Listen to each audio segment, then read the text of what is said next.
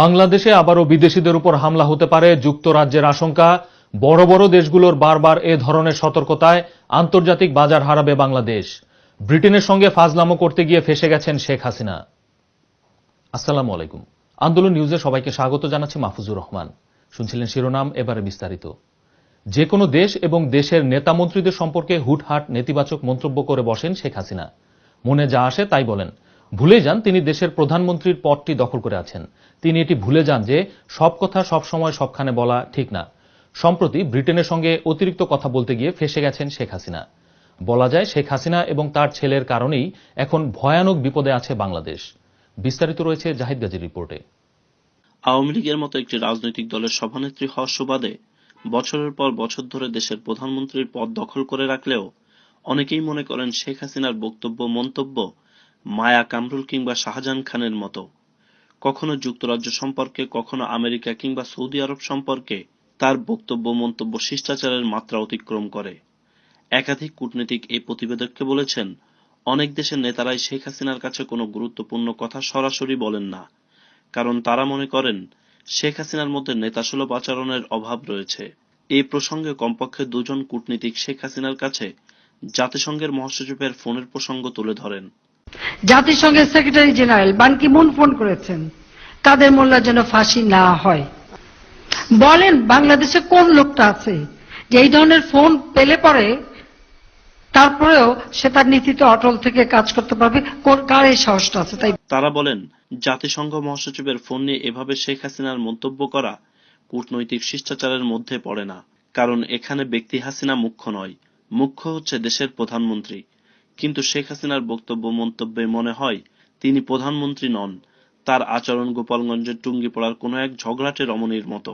সম্প্রতি দুজন বিদেশি নিহত হওয়ার পর বিভিন্ন দেশ তাদের নাগরিকদের বাংলাদেশে সতর্কতার সঙ্গে চলাফেরার পরামর্শ দেয়।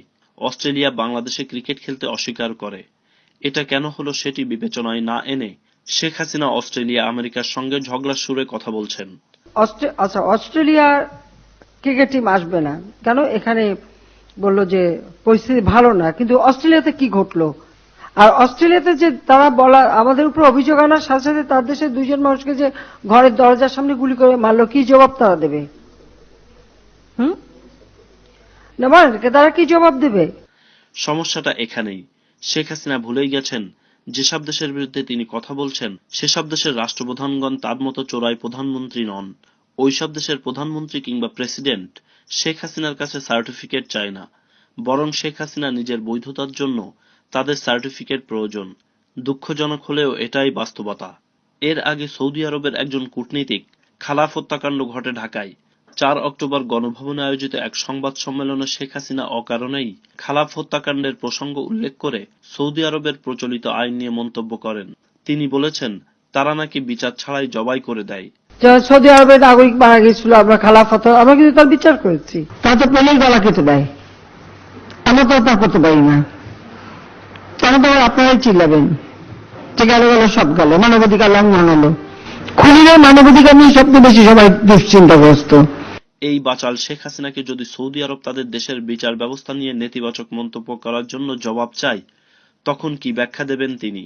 বাস্তবতা হলো, বাংলাদেশ এখন শেখ হাসিনার অতি কথন এবং অতি চালাকের প্রায়শ্চিত্ত করছে। গমচোরা কামরুল, মায়াগুন্ডা, গোলাম সারোয়ারের মতো জাতীয় গোলাম সাংবাদিকদের তৈলাক্ত প্রশংসা শুনে চোরাই প্রধানমন্ত্রী শেখ হাসিনা ইদানিং মার্কিন প্রেসিডেন্ট বারাক ওবামা কিংবা ব্রিটিশ প্রধানমন্ত্রী ডেভিড ক্যামেরনকেও জ্ঞান দেওয়ার চেষ্টা করেন। গত 16 সেপ্টেম্বর ব্রিটেনের দ্য গার্ডিয়ান পত্রিকায় শেখ হাসিনার একটি সাক্ষাৎকার প্রকাশিত হয়। সেই সাক্ষাৎকারে ব্রিটেন থেকে বাংলাদেশে জঙ্গি রপ্তানি হয় নিজেকে অতি চালাক ভেবে এমন ধারণাও দিয়েছেন শেখ হাসিনা। বাংলাদেশের জঙ্গি দমনে প্রধানমন্ত্রী ক্যামেরুনের সহায়তা চেয়েছেন। এর 10 দিনের মাথায় 26 সেপ্টেম্বর অস্ট্রেলিয়া ক্রিকেট টিম বাংলাদেশে তাদের সফর স্থগিত করে। 27 সেপ্টেম্বর বাংলাদেশে ইটালিয়ান নাগরিক খুন হলে সবার আগে ঢাকায় ব্রিটেনের হাই কমিশন বাংলাদেশে তাদের নাগরিকদের চলাফেরায় সতর্কতা জারি করে। একজন ব্রিটিশ মন্ত্রীর নির্ধারিত ঢাকা সফর বাতিল করা হয়। সর্বশেষ শুক্রবার অর্থাৎ 9 অক্টোবর যুক্তরাষ্ট্র আশঙ্কা প্রকাশ করে বলেছে, বাংলাদেশে বিদেশি নাগরিকদের উপর জঙ্গি হামলা হতে পারে।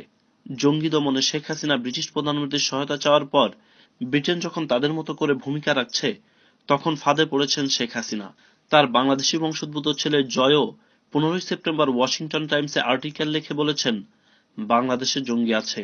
এখন সবগুলো দেশ যখন বাংলাদেশের ব্যাপারে সতর্কতা জারি করতে শুরু করেছে, তখন টনক নড়েছে হাসিনার। এখন বলছেন বাংলাদেশে জঙ্গি নেই।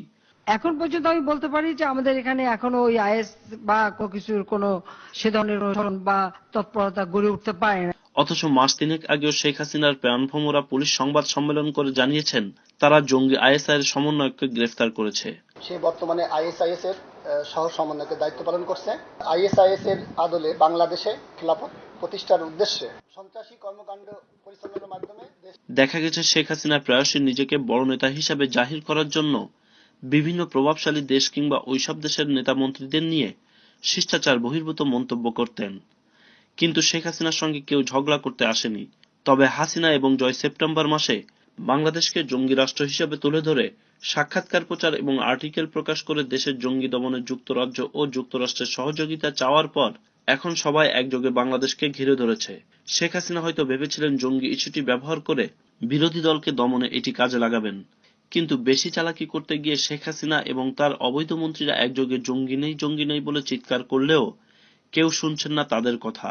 তবে ব্যবসায়ীরা বলেছেন, এই অবস্থা আরো কিছুদিন চলতে থাকলে বিশেষ করে গার্মেন্টস ব্যবসার আন্তর্জাতিক বাজার হারাবে বাংলাদেশ। আমাদের হেডকোয়ার্টার থেকে বলে যে তোমরা গাড়ি ছাড়া চলবে না, সন্ধ্যার পরে বাইরে যাবে না।